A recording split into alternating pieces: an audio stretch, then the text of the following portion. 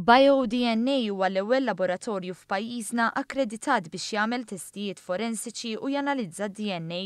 Il-laboratorju li jinsab fil-Life Sciences Park huwa akkreditat bi standards Ewropej u se jkun qed jifforma parti mill-Malta Laboratories Network.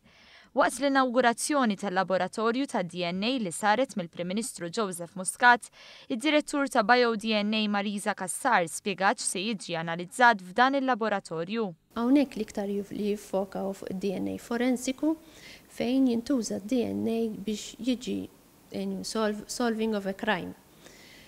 Fejn f'dak il-każ jiġi mqabbel pereżempju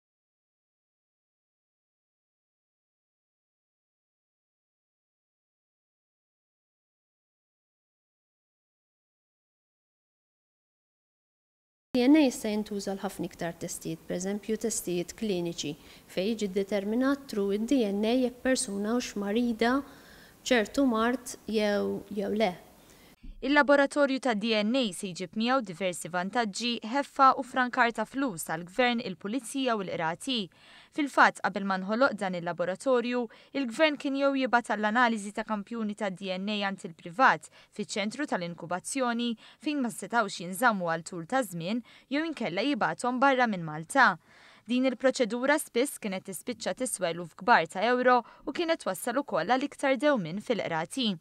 Il-Prim Ministru deskriva dan il-laboratorju bħala qabża ta' kwalità u tkellem dwar sfida kbira li qed jaffaċċja pajjiżna fejn jidħol il-qasam xjentifiku. Bħalissa konna qegħdin nitkellmu dwar l-isfida illi jekk irridu bħala pajjiż għandna kemm irridu xogħol nistgħu nġibu f'dan il-qasam, għandna problema waħda, m'hawnx biżżejjed nies kwalifikati.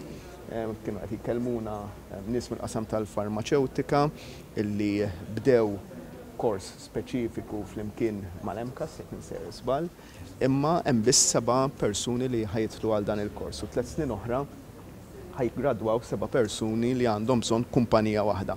Dawn il-kumpanija m'għandha bżonn 50 ruħ mhux 7 persuni, ġifieri għandha problema qawwija. Il-Prim Ministru faħħar il-ħidma li qed issir minn Anthony Serracino Nglot mhux biss fil-ħidma tiegħu tal-Malta Laboratories Network imma anke fl-Awtorità tal-Mediċina.